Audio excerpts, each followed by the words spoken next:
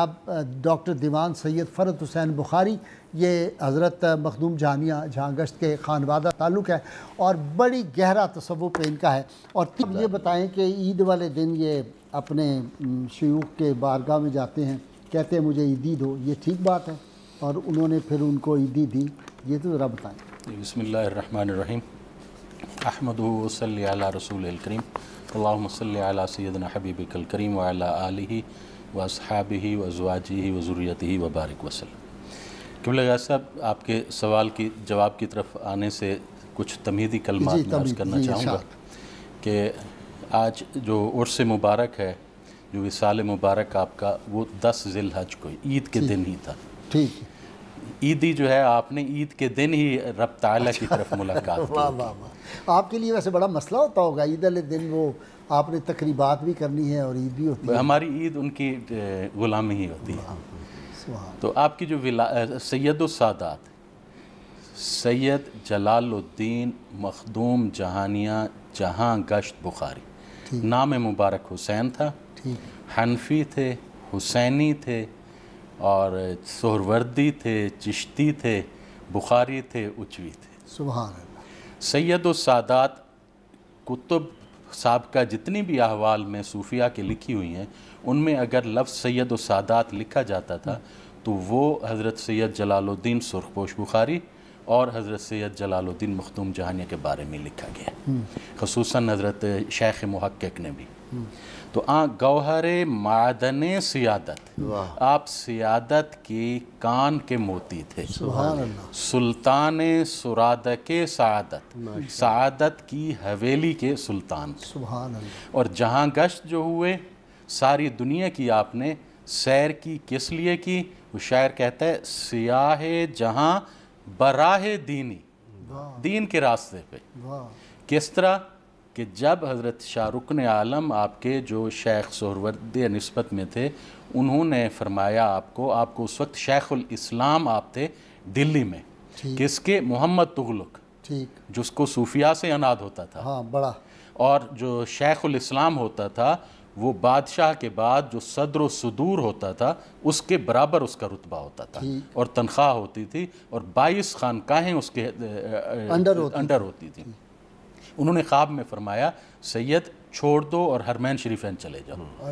بس صبح آپ نے چھوڑ دیا اور زاد راہ اس وقت کچھ نہیں لیا۔ وہ ایک شخص جو حج سے جا رہا تھا وہ نہیں گیا، اس نے تمام زاد راہ آپ کو دیا، سواری دی، آپ نے وہ سب وہیں خرچ کر دیا، سواری ایک سید تھے ان کو دے دی اور خود پیدل چلے۔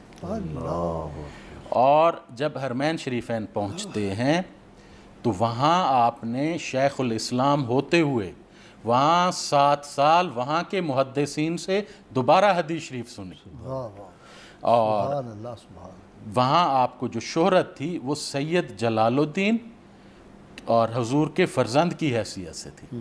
جب آپ واپس آئے نا تو عید کا آپ کا معمول تھا کہ عید کی رات آپ اعتکاف میں ہی گزارتے تھے، آپ باہر نہیں آتے تھے۔ فرماتے تھے یہ رات تو ہے عیدی لینے کی اپنے مولا سے، اور صبح آپ حاضر ہوئے حضرت بہاول حق شیخ کبیر قدس سرہ الاقدس کی مزار شریف پر، اور وہاں آ کے عرض کی کہ حضور عیدی چاہیے۔ تو وہاں انہوں نے فرمایا حق تعالی مخاطب با مخدوم جہاں کرد، اللہ تعالیٰ نے تم کو مخدوم جہانیہ کے نام سے مخاطب کیا ہے۔ پھر جب حضرت صدر الدین عارف کی مزار شریف پہ وہیں پہ ان کے صاحبزادے ان کے پاس پہنچے اور پھر عرض کی کہ حضور عیدی چاہیے عید کے دن، تو آپ نے فرمایا جو بابا نے کہا وہی ہے۔ پھر حضرت شاہ رکن عالم قدس سرہ الاقدس کی مزار شریف پہ، تو وہاں پھر کہا وہ تو حیات نہیں تھے، نہیں، ان کا وصال ہو گیا تھا۔ آپ جب حرمین شریفین سے واپس ہیں، جب آپ گئے ہیں اس وقت بھی وصال ہو گیا تھا۔ اچھا، لیکن وہ جو واقعہ ہے کہ لیٹ گئے اور کہا میرے، جی میں عرض کرتا ہوں وہ بچپن کا ہے آپ، اچھا بچپن، وہ عرض کرتا ہوں کہ تو وہاں عرض کی کہ حضور عیدی، تو آپ نے فرمایا جو بابا نے کہہ دیا وہی عیدی ہے۔ جب باہر نکلے تو جو ملتا وہ کہتا مخدوم جہانی، وہ دیکھو مخدوم جہانی آ رہے، مخدوم جہانی آ رہے۔ قبلہ غازی صاحب بچپن میں جیسے آپ نے بتایا حضرت جمال الدین خندان درویش، تو 15 شعبان کو ولادت مبارک ہے، عید کے دن ہی ولادت ہے اور عید کے دن ہی وصال ہے 10 ذی الحج کو. اچھا. اور عیدی بھی مانگتے تھے. تو وہاں انہوں نے فرمایا کہ یہ بچہ جو کھجور پیش کی تو آپ نے جو ہے گٹھلیوں سمیت کھا لی. اچھا. تو انہوں نے کہا کہ صاحبزادے یہ گٹھلیاں کہاں کی؟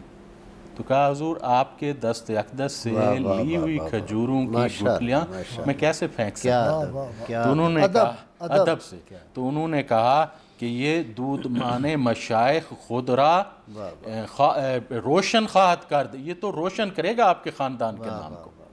اور پھر جب ملتان میں آپ پہنچے حضرت شاہ رکن عالم کی خدمت اقدس میں، تو جو کھانا قبلہ حضرت شاہ رکن عالم قدس سرہ الاقدس کے لیے آتا تھا نا گھر سے، وہی آپ کے لیے آتا تھا.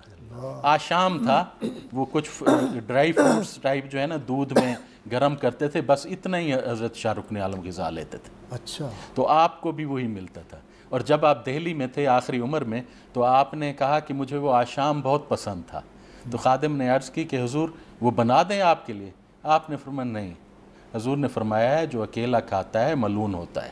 یا تو اتنا بناؤ جتنا لنگر میں سب کھائیں، نہیں تو نہیں بناؤ. تو وہ پھر نہیں بنایا گیا. اچھا، کہتے ہیں انہوں نے کبھی اکیلے کھانا کھایا بھی نہیں؟ اکیلے کھایا ہی نہیں، کبھی نہیں کھایا. اور ہر کھانے کے بعد آپ نے 2 رکعت نفل شکرانہ ادا کیا.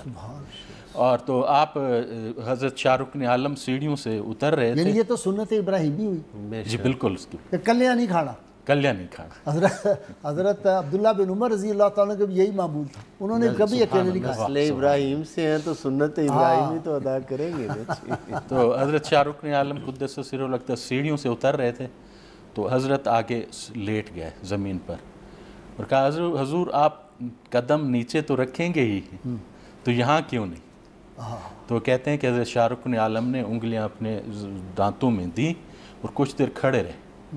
پھر کہ اس کے بعد آپ نے سید کو اٹھایا، سینے سے لگایا اور فرمایا سید دروازہ نبوت بستہ شدہ است. وہ تو بند کر دیا گیا، لیکن اقلیم ولایت میں تم وہ حکمرانی کرو گے کہ کثیرہ میسر نہ شدہ است، کسی کو میسر نہ ہوگی. جب آپ حرمین شریف جا رہے تھے تو راستے میں ایک گازرون علاقہ آتا ہے، وہاں کی خانقاہ تھی حضرت شیخ امین الدین گازرونی رحمۃ اللہ علیہ. ان کا وصال ہو گیا تھا، لیکن انہوں نے اپنے بھائی حضرت امام الدین کو جو ان کے سجادہ خلیفہ بھی تھے ان کو مصلی اپنا، تسبیح اور باقی جو تبرکات ہیں وہ دیے اور کہا سید جلال الدین آئیں گے ہندوستان سے، یہ ان کو دینا. اور جب آپ وہاں پہنچے اور گازرونی نسبت آپ نے ان سے لی، پھر وہ ان کے آگے ادب سے بیٹھ گئے. پھر کہا کہ حضرت نظر بر کنید، مجھ پر نظر کریں، توجہ کریں. تو انہوں نے کہا واللہ ما بر شما نظر نہ کنی نہ توانم کنم، میں تم پر نظر کر ہی نہیں سکتا. اور جب مدینہ منورہ میں آپ پہنچتے ہیں تو وہاں جو شیخ تھے حضرت شیخ عبداللہ مطری رحمۃ اللہ علیہ، وہ صبح تہجد کے وقت وہ ایک ہاتھ میں چراغ لے کے آتے تھے، ایک ہاتھ میں سحری ہوتی تھی. تو وہ آپ کے حجرے میں آتے تھے، شیخ بھی تھے اور سہروردیہ نسبت بھی ان سے لی تھی آپ نے. اچھا. تو وہ پڑھانے آتے تھے وہیں. تو آپ نے کہا کہ یا شیخ انا اجیء الیک، میں آپ کے پاس آؤں گا، انت استاذ، یا آپ میرے استاد ہو. تو انہوں نے کہا لا تجی انت قط، آپ نہیں آؤ گے، بل انا اجیء الیک، میں آؤں گا. کیوں؟ انت ولد رسول اللہ صلی اللہ علیہ وسلم، حضور کی اولاد پاک حضور. اور حضرت امام یافی بھی جو ہیں وہ بھی اسی طرح ادب کرتے تھے. اور ان کے صاحبزادے تو حرم شریف میں بیٹھ کے جب درس دیتے تھے پھر کہتے تھے کہ اللہ تعالیٰ نے کعبہ شریف کو مکہ مکرمہ میں بنایا ہے اور یزار اس کی زیارت کی جاتی ہے. اور حضور کا روضہ اقدس مدینہ منورہ میں ہے، وہاں بھی زیارت ہوتی ہے. اور بیت المقدس کو شام میں بنایا، اس کی بھی زیارت ہوتی ہے. پھر آگے ایک جملہ کہتے تھے، وہ کہتے تھے خلق اللہ تعالیٰ نے پیدا کیا سید جلال فی الہند، ہند میں یزارو، ان کی زیارت کی جاتی ہے. اور قبلہ غازی صاحب حضرت اشرف جہانگیر سمنانی جو ہیں، جو سمنانی جو جتنے بھی یہ اشرفی نائمی ہیں وہ سلسلہ قادریہ میں حضرت مختوم جہانیوں سے نسبت ہے ان کو. اچھا. وہ وہاں سے آئے بادشاہ چھوڑ کر، جب یہاں آئے تو کہا وہاں سے چلا ہوں یہاں تک کسی اولیاء ولی کے چہرہ میں ایسا نور میں نے نہیں دیکھا جیسا حضرت جلال الدین کے چہرہ اقدس میں دیکھا ہے، رخ پیشانی مبارک میں دیکھا ہے۔ اور وہ کہتے ہیں کہ ایک رات میں گیا حضور کے حجرے میں، لطائف اشرفی میں لکھا ہے، تو آپ 7 حصوں میں آپ علیحدہ علیحدہ تھے اور چمک رہا تھا، روشن تھے، اور مختلف زبانوں میں اللہ تعالیٰ کا ذکر ہو رہا تھا۔ وہ کہتے ہیں میں گھبرا گیا، دوسری رات پھر میں گیا حجرہ شریف میں، تو آپ اتنے بسیط ہو رہے تھے کہ جو سوراخ تھے نا دیوار حجرے میں چھوٹے، اس میں سے بھی جسم عطر بہر جا رہا تھا۔ پھر کہتے ہیں جب میں تیسری رات گیا نا تو میں نے دیکھا نور ہی نور تھا، تو ادھر سے اگر میں دیکھتا تو پرلی طرف جو تھا نظر آتا تھا۔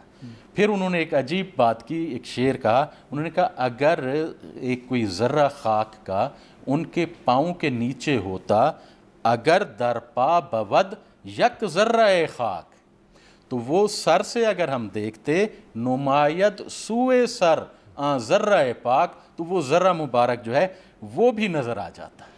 اور قبلہ غاصب حامی دین سلالہ پاک، فرزند نبی خاص لولاک، حضور کے خاص فرزند تھے۔ جب پہنچے سلام عرض کیا، السلام علیکہ یا جدی، تو حضور نے فرمایا وعلیک السلام یا ولدی۔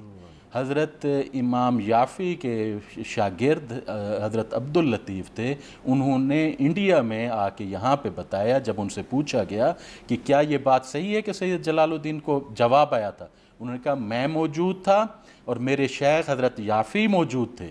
جب آواز مبارک جواب حضور نے دیا تو حضرت امام یافی نے کہا کہ یہ تو حضور کی آواز مبارکہ ہے، میں نے مشاہدے میں سنی ہے۔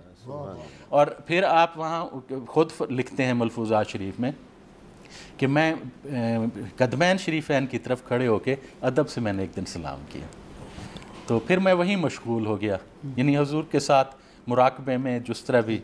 تو کہتے ہیں وہ زائر جو گزر رہے تھے نا پیچھے سے اور آگے سے، ان کو تکلیف ہو رہی تھی، تو میں نے خود آواز مبارکہ وہ کہتے ہیں سنی کہ یا والدی، اے بیٹے، لا تقم بین یدی زواری، یہاں زائرین کے درمیان میں نہ کھڑے ہو، ان کو تکلیف۔ کہتے ہیں میں فوراً دوڑ کے پیچھے گیا، تو پیچھے میں جا کے کھڑا ہو گیا، اور پھر حضور نے ہی فرمایا، آپ کہتے ہیں کہ میں نے واز پہلے نہیں شروع کیا تھا، حضور نے ہی فرمایا تھا یا عبادی لا ولدی، اے بیٹے، از واز کہو، فقط طلعت الشمس من مغربہا، مغرب سے شمس طلوع ہونے کے قریب ہے۔ اور قبلہ غاصب پروگرام میں آپ وہ آواز کی بات فرما رہے تھے، تو حضرت مخدوم صاحب رحمۃ اللہ علیہ فرماتے ہیں کہ میں اپنے شیخ کی خدمت میں بیٹھا تھا، سبق پڑھ رہا تھا، تو اتنے میں میرے شیخ حضرت عبداللہ مطری قدس سرہ الاقدس ادب سے کھڑے ہو گئے، ہم سب کھڑے ہو گئے،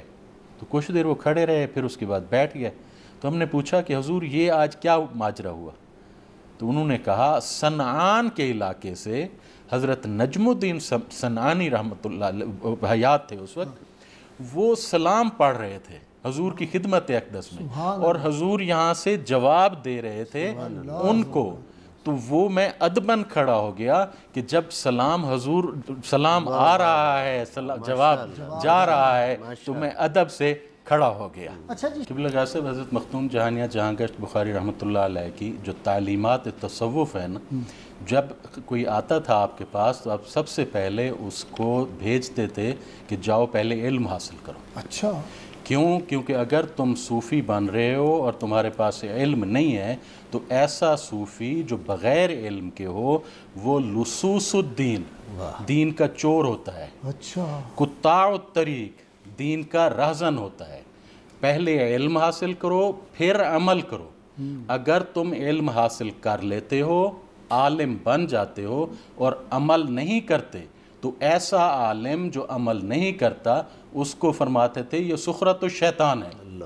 اور اسی بات سے متاثر ہو کے جو قبلہ کاظمی صاحب نے بک کا حوالہ دیا ہے، وہ آتھر اسی چیز سے متاثر ہو کے اس نے یہ بک کا ٹائٹل ہی یہی لکھا کہ نالج بیفور ایکشن، کہ پہلے علم حاصل کرو اس کے بعد عمل کرو۔ اور آپ فرماتے تھے جو عرب کی خانقاہیں ہیں وہاں پر وہ جب آتا ہے کوئی، اسے پوچھتے ہیں کس فقہ کے ہو، حنبلی ہو، مالکی ہو، اسی سکول میں وہ بھیجتے تھے، اسکول آف تھاٹ میں، کہ وہاں سے علم حاصل کر کے آئیں اور پھر آ کے یہاں پہ جب تمہیں علم ہی نہیں ہوگا تو تم آگے عمل کس طرح کرو گے؟ اور قبلہ غاصب آخری جملہ، آپ کا جو تصوف کا جو مختصر نچوڑ ہے نا، وہ آپ فرماتے ہیں کہ حضور کے قول پر، حضور کے فعل مبارک پر، حضور کے دل کے حال مبارک پر، ان تینوں کا جو عالم ہوتا ہے وہ قول نبی کا جو عالم ہے وہ شریعت کا عالم ہے،